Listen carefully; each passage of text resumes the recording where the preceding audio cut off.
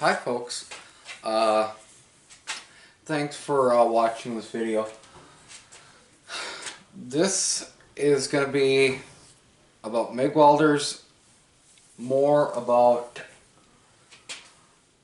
what amperage range should you choose for your application, because I know that there's a lot of people out there that think that they need the biggest and the baddest welder to do the biggest and baddest things, and as I'm going to show you, sometimes going big is bad and sometimes going too small is bad as well. And what you would use these amperage ranges for, and a lot of information on what you're actually going to be able to weld with them. Now we're going to be talking primarily welding mild steel. We're not going to be talking about welding tool steels, stainless steel, aluminum. We're not going to be talking about that. We're going to be looking at these welders as if you're welding mild steel, standard A36 material with ER70S-6 wire with a C25 gas. Now there's one weld amperage on the list where we're going to be talking about it. It does only run flux core, and that's actually going to be the first one on the list here. That it's at 125 amps. I really have not ever seen a 125 amp machine that runs a gas. I've never seen one with a gas port on the back. So they all have to run self-shielded flux core, which at 125 amps with 035 flux core, you're going to be limited primarily into the 25 gauge, and if you push it you'll get about an 1/8 inch material. I would not recommend a 125 amp machine to anybody that is looking for a welder, no matter what brand it is, whether it's Lincoln Electric, Miller, ESAB, or even the Harbor Freights. The big reason why I say this is the lack of range in your ability to weld. Plus, you are stuck with self-shielded flux core, which works for some things but will not work for others, and that's where really I just put the 125 amp unit in here to show what's going on with it, why I don't recommend it. But really, let's start talking about the 140 amp. You're going to do everything that the 125 amp machine will do. Plus, if you've got a good circuit, you got good wire, and everything's up to snuff, you're going to be able to weld out to 1/4 inch. So you're looking at a much broader range of what you're able to weld. And for anybody that's going to be doing auto body work, I would really steer them towards a 140 amp welder, because of the fact that not only are you going to be able to do your thicker materials, you're also going to be able to do your thinner stuff. So you're going to be able to weld on your body panels, and you're going to be able to fix latches and things of that nature on the auto body side. The 140 amp units, a lot of people think that, oh, they're just a little bit better than the 125. A lot of manufacturers realize that the 140 amp unit is the way to go for a lot of people, and there are professional shops that will flock towards the 140 amp unit versus the higher amperage units for two big reasons. One, it runs on 110 amp, plus your cost of entry's less, and it'll run a gas. It runs gas, which when you do start getting into the more exotic metals, the stainless steels, the aluminums, the tool steels, this is the one that's gonna start getting you into the entry level of that. Now, like I said before, we're really going to be just talking about mild steel, but I wanted to bring that point up. 200 amp machines, this is more for the mobile professional, the guy that needs to go out, he needs to have the ability to derate the machine down to 140 amps, weld mezzanines with a gas, and still, when he gets back to the shop, run that machine on a 220 circuit and have a full 200 amp welder to run thicker wires, your 035s, and some of the 045 wires. The 200 amp machines are usually the ones that professionals are going to start flocking to now that they've got dual voltages. A few of them I've got on my notes are the MP210 from Lincoln, the Omni Pro from Harbor Freight, the Millermatic 255 from Miller, and the EMP 215 IC from ESOB. With that in mind, this is going to be the last of the 110 machines, because everything that up the range, it's going to want at least a 220 single phase. Now, the 200 amp will get you out to the ½ inch, but you are going to be losing some on the bottom end. You're probably not going to be wanting to do much more than an 18 gauge. Much thinner than an 18 gauge. So keep that in mind, that's why for your more delicate work, you're probably going to want to stay with the 140 amp machine. If you know that you're going to be needing that extra oomph and you can give it the 220 power, then maybe run up to the 200 amp units. That's just my suggestion to you.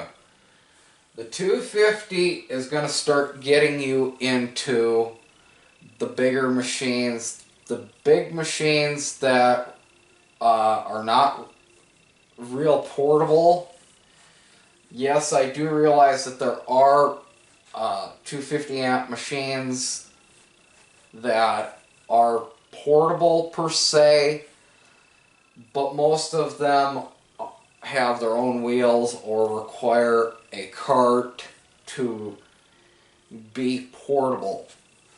The 250 machines usually will also allow you to run the big 44-pound spools of wire, which that will save you cost per pound on wire usually, because of the fact that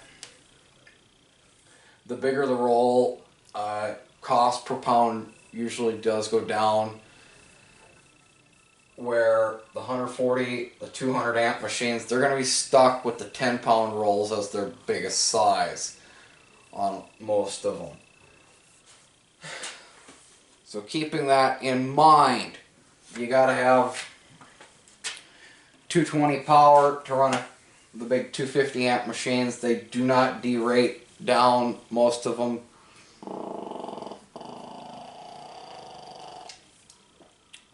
To the 140 amp. Now,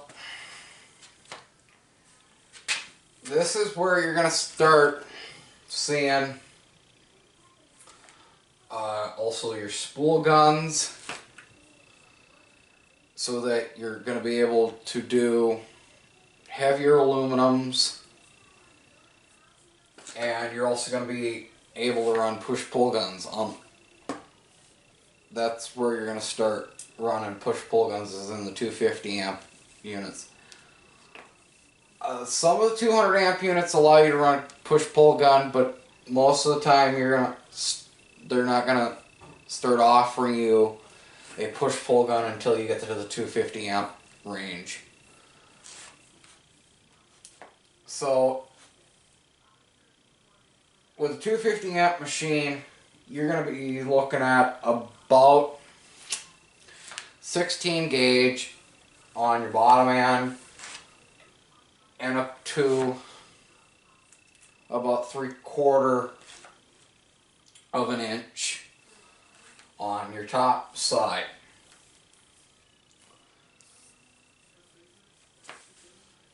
And this is where, like I said, you're going to be running out of 110.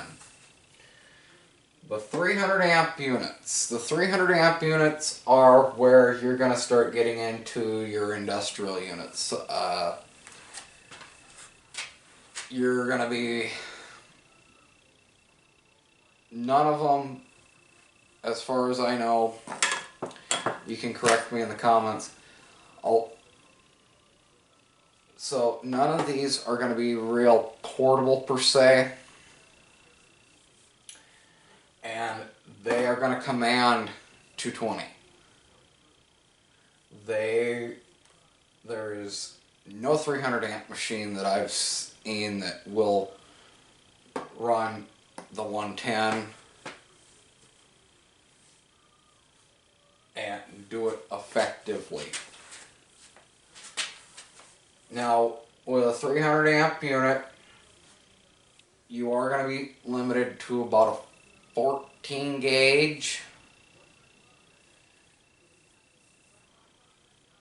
but you're going to be looking at 1 inch plus on the top end for your wire, for what you can weld with. And that's where the 300 amp units are really what you're going to see around the shops, the ones that do the heavy industrial, but they also have to do the light duty stuff. So this is where the fabrication plants are going to start running, because if they don't have to do anything really on the bottom end, then the 300 amp units are going to be what they want to run. With that said, the 300 amp units are going to be the last units that are going to run on a 220 voltage, because once you get up into the 450s here, the 450 units, you're going to be lucky to do about 14 gauge, 1/8 inch material. But the people that are looking at the 450s and even the 500 plus amp units, they're not going to be looking at doing anything on the bottom end. Their thinnest material is going to be 1/4 inch. Because the 450 units are the ones that are going to be running the big wire. And what the companies that run the 450 or 500 amp units are going to say is our smallest wire that we stock is an 045 wire. That's where these units come in. These units also have a demand for 3-phase power. They usually want at least a 480 3-phase on up to that 600 volt 3-phase power. These units are what you're going to see in heavy industrial. If you're building buckets for Caterpillar, expect to be running this. If you're going to be building those wind towers, expect to be running this. Those tanks for out in the oil fields, that's what you're going to be running, 450, 500 amp units. They don't work with thin materials. They just don't. These units are big units. These are not portable in the least. These units, the 450 units, a lot of them start off at 500 pounds. 500 pounds, and then that's just the unit alone. Most of these units, they have to have the wire feed separate from the unit, and they're a big machine once you get them all put together. So with 450s and the 500s, like I said, you're only looking at about 14 gauge, 1/8 inch, but you're looking at 3 inch on up on the top end. These are for the places that need to lay weld metal fast, and they don't care. They need the large wires. They're running 052s, 063s. They're running big 1/8 inch wires. These are the units that, as even a professional fab shop, this is what you buy down the road. Now, at the bottom end, the 125s, don't buy them.